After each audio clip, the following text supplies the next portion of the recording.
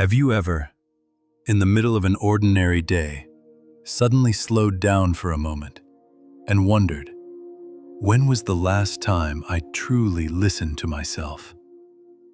Have you ever felt like life was quietly pulling you forward through work, responsibilities, expectations, through everything that needs to be done, and everything you never quite say out loud? Have you ever noticed that you're still living, still smiling, still showing up and playing your role well, yet somewhere inside, there's an emptiness you don't know how to name? A kind of tiredness, not from lack of sleep, but from trying to stay strong for far too long. A sadness, not heavy enough to break you, but deep enough to sit with you when the night gets quiet. Have you ever asked yourself, if you stopped for a moment today, would anyone really notice that you're tired? Or have you grown so used to being strong, to carrying everything alone, to moving forward no matter what, that you forgot you also deserve to be seen? If any of this feels familiar, then maybe you're exactly where you need to be right now. We live in a world that teaches us how to perform well, but rarely teaches us how to be honest about our exhaustion. We learn to be strong, we learn to endure. We learn to hide the cracks behind a practiced smile, and slowly, we get used to carrying everything ourselves, used to not asking for help, used to staying quiet, even when we're sinking. Among all the applause of life, there are people quietly going under. No one notices, no one hears them, because their cry for help was never spoken out loud. The story of Anita Álvarez reached me softly, but it stayed with me deeply. A synchronized swimmer, someone who trained her entire life to reach perfection. The music played, her body moved with precision and grace, every breath controlled, every motion exact. And then, the music stopped. The crowd applauded, the judges scored, the lights stayed bright. But beneath the surface, Anita didn't come back up. No one noticed at first, because everything looked fine. Because she had learned to perform until the very last second, even when her body had gone too far. She sank, in the middle of applause. And if the story ended there, everything could have been very different. But there was one person who saw what others didn't. Andrea Fuentes, her coach. No signal, no cry for help, just a deep instinct, a connection built from truly knowing someone. Andrea didn't hesitate. She didn't wait. She dove in, fully clothed.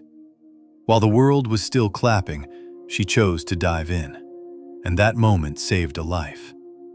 What stayed with me most wasn't the danger, but the question that followed. If Andrea hadn't been there, what would have happened?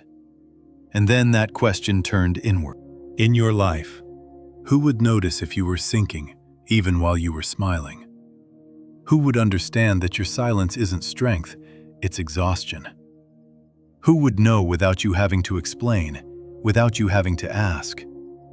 But there's another question, harder and more uncomfortable. Are you that person for someone else? Do we truly show up for the people we care about?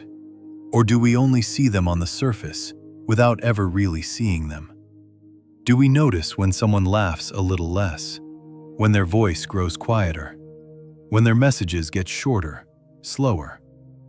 Or are we like the crowd that day, applauding their performance, unaware that they're using their last bit of strength just to stay afloat?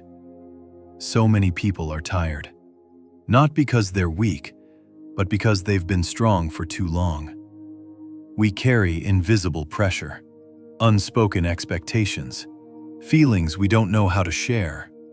And eventually, we learn to stay silent, to endure, to sink quietly. But humans weren't meant to live alone. None of us are islands. Sometimes what saves a person isn't advice, isn't solutions, it's presence. Someone who stays, someone who listens, someone who cares enough to dive in, If today you're the one sinking, remember this: you are not weak. You are human. And if today you still have strength, use it to look a little closer at the people around you.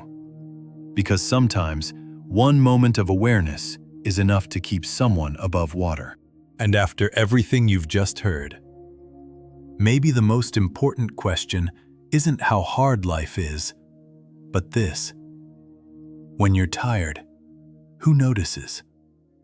And if no one does, can you give yourself permission to admit that you need rest too? And one more question, just as important. When was the last time you truly noticed someone else who was struggling?